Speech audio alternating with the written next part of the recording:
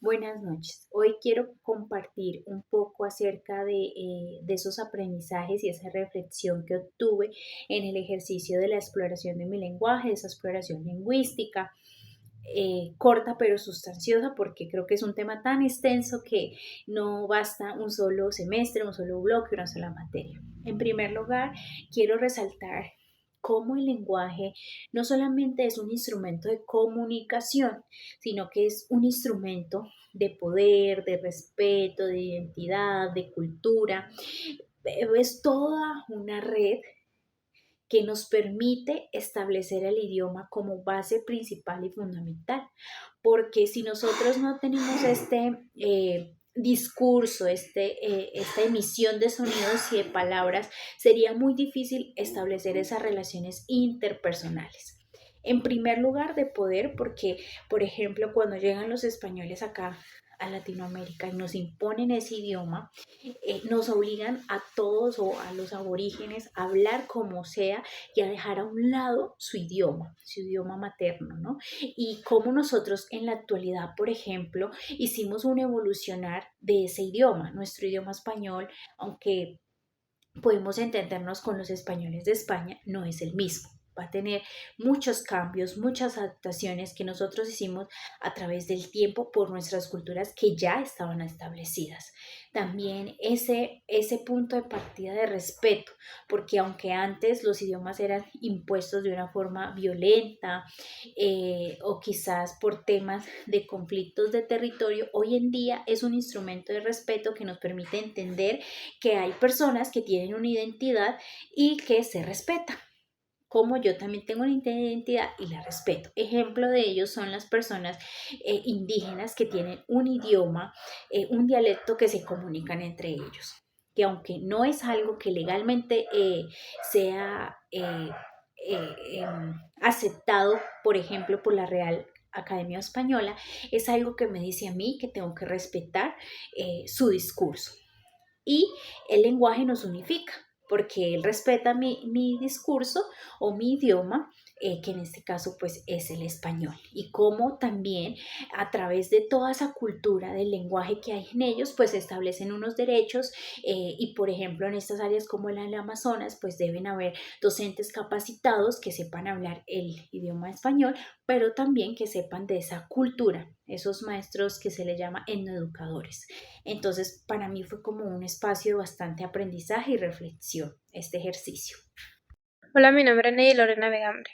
De acuerdo con mi compañera también, el lenguaje también es forma de adaptarse y cómo se expresa en cada entorno. Como ella decía, había la etnoeducación que los docentes se adaptaban al lenguaje, no solamente del español, sino también a la lengua indígena. Entonces también hablamos sobre las ramas de la gramática que inciden en el origen de una lengua como el castellano y en la formación de palabras. Entonces, para analizar el origen y la evolución de una lengua es fundamental conocer las diferentes ramas de la lingüística, entonces, y de la gramática.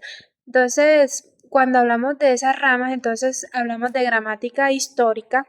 Esa rama estudia la evolución de las lenguas a lo largo del tiempo. Entonces, en el caso de castellano, examina cómo el latín vulgar, hablado en la península ibérica, fue transformándose a lenguas romances, entre ellas el castellano. Entonces, se analizan cambios fonológicos.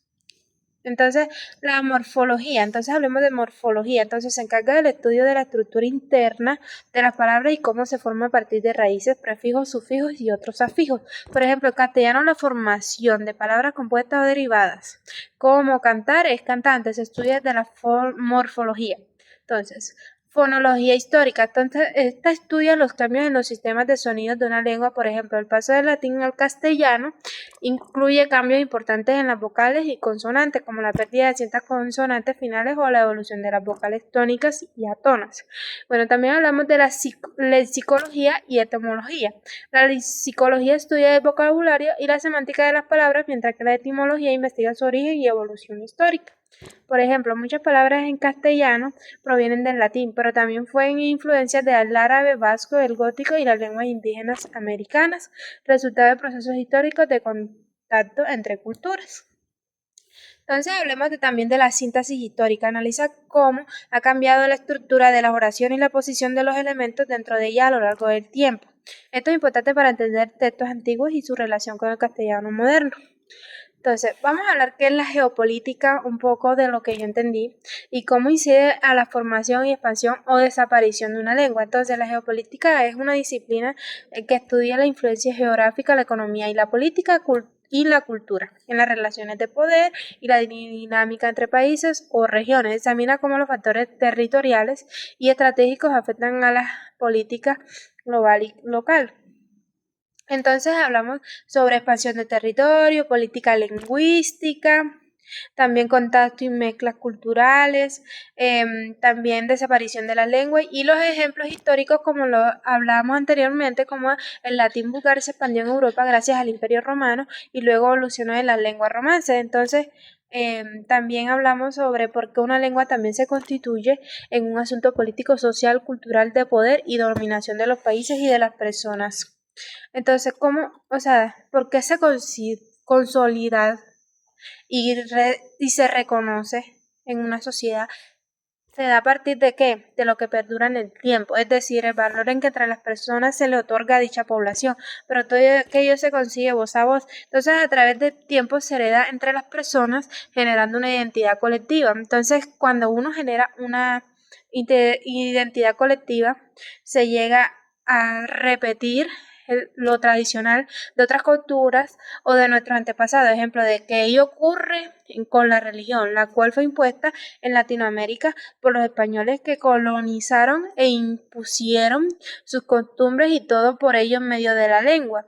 Y también, la cual también fue adaptada por la comunidad, dejando a un lado a su lengua nativa. Entonces, lo que nos hablaba la compañera que en el momento que hablaba cómo se adaptaban los profesores a, a los tipos de lenguaje, ya que no solamente se hablaba el español en ese sector que ella comentaba al comienzo, sino que también están los indígenas. Entonces, cómo adaptarse al entorno. Entonces, pues, en conclusión, la lengua castellana es un fenómeno vivo y dinámico que va mucho más allá de ser un simple sistema de comunicación, sino que tiene una formación, una evolución que constituye un testimonio de la interacción constante entre diferentes pueblos, culturas y momentos históricos donde la mezcla, la conquista, la adaptación y la resistencia han jugado un papel fundamental.